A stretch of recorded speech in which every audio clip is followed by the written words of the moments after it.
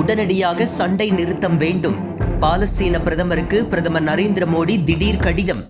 Israel ஆக்கிரமிப்பு படையால் ஓராண்டிற்கும் மேலாக இன்னல்களுக்கு ஆளாகி வரும் பாலஸ்தீனத்திற்கு இந்திய பிரதமர் மோடி கடிதம் எழுதியுள்ளார். பாலஸ்தீன பிரதமருக்கு அவர் எழுதியிருக்கும் கடிதத்தில் பாலஸ்தீனத்தில் உடனடியாக சண்டை நிறுத்தம் ஏற்பட வேண்டும், பிணை கைதிகள் உடனடியாக விடுவிக்கப்பட வேண்டும் என்று வலியுறுத்தியுள்ளார். பாலஸ்தீன மக்களின் மேம்பாட்டிற்கு இந்தியா தொடர்ந்து தனது ஆதரவை தெரிவிப்பதாக கூறியுள்ள மோடி, பேச்சுவார்த்தை மூலமாக இரு நாடுகளும் போர் நிறுத்தத்திற்கு ஒத்துழைக்க வேண்டும் என்று வலியுறுத்தியுள்ளார்.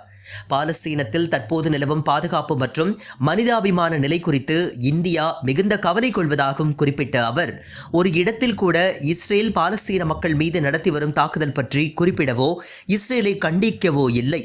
மாறாக அனைத்துவித பயங்கரவாத நடவடிக்கைகளும் முடிவுக்கு வர வேண்டும் என்று இஸ்ரேலின் குரலாக பேசியுள்ளார்.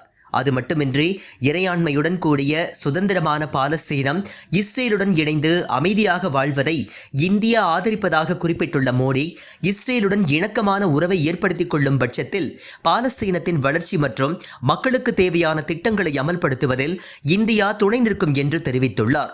இந்த கடிதத்தில் இஸ்ரேல் ஆக்கிரமிப்பு படையால் பாலஸ்தீன மக்கள் கொத்து கொத்தாக கொலை செய்வது குறித்து மோடி கண்டனம் தெரிவிக்காதது உலக நாடுகளை அதிர்ச்சியில் ஆழ்த்தியுள்ளது. இந்த வீடியோவை உங்களுக்கு வழங்கியது www.aliaonlinestore.com. இந்த இணையதளத்தில் நீங்கள் ட்ரை ஃப்ரூட்ஸ், நட்ஸ், அதே மாதிரி குழந்தைகளுக்கு தேவையான டாய்ஸ் உள்ளிட்ட பல பொருட்களை நீங்கள் வாங்கிக்கலாம். ஒரு தடவை இந்த இணையதளத்தை விசிட் பண்ணி பாருங்கள்.